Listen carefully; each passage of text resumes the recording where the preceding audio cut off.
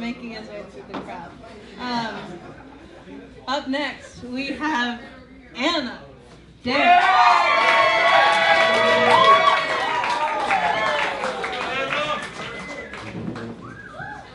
Hello. So I've been having a pretty rough year socially. Been having trouble making friends ever since I let it slip that I drink raspberry brisk on purpose. Parts of it have been okay though. I turned 21, which was pretty cool. The best thing about being 21 is that I no longer have to buy my alcohol from an establishment that also has a tanning bed. It feels like a step up. Yeah, so you may have heard that you can get salmonella from eating raw egg. That's actually a lie being perpetuated by the oven industry. But how you can get salmonella is from bites, and I know that because I was bitten by an egg. I'm not a huge fan of the word whore, just because it feels so negative. I think we could change it to make it sound a lot less negative by, I don't know, putting an accent mark over the E. You know, hooray. It sounds better.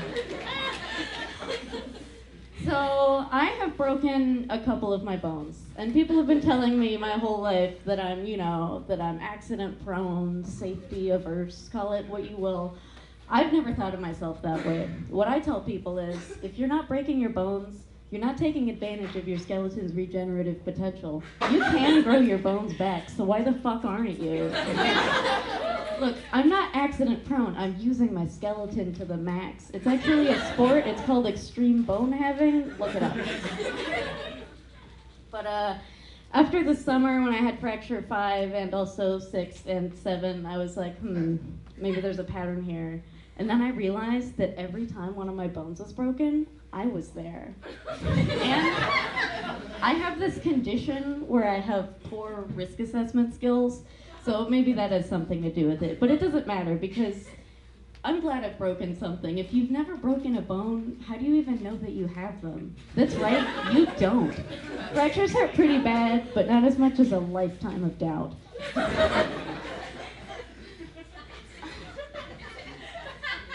So a couple months ago, somebody asked me a question that's really stuck in my mind. If you could insert a mariachi band into any point in history, where would you put it? I've asked this question to a lot of people, and I've heard some pretty good answers. French Revolution up next to the guillotine, Hitler's bunker, the Vietnam War, like the whole thing. But I have yet to hear an answer better than mine. I would put a mariachi band on the moon right before the first moon landing.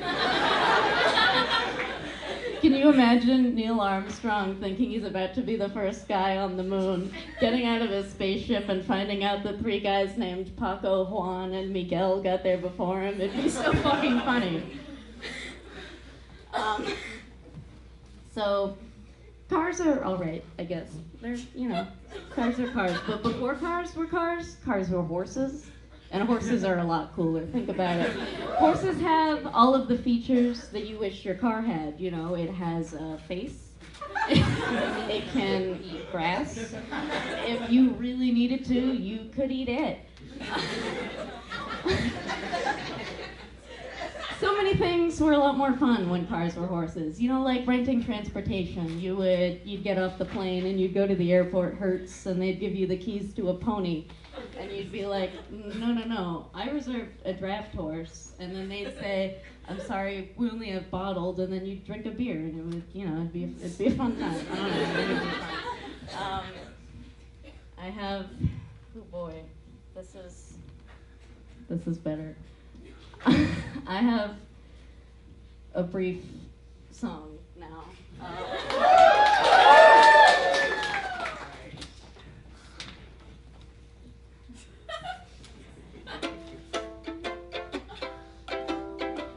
A sun plus a bone is a sun bone. And a sun bone plus R's a sun boner. So the sun plus a bone is a sunny see.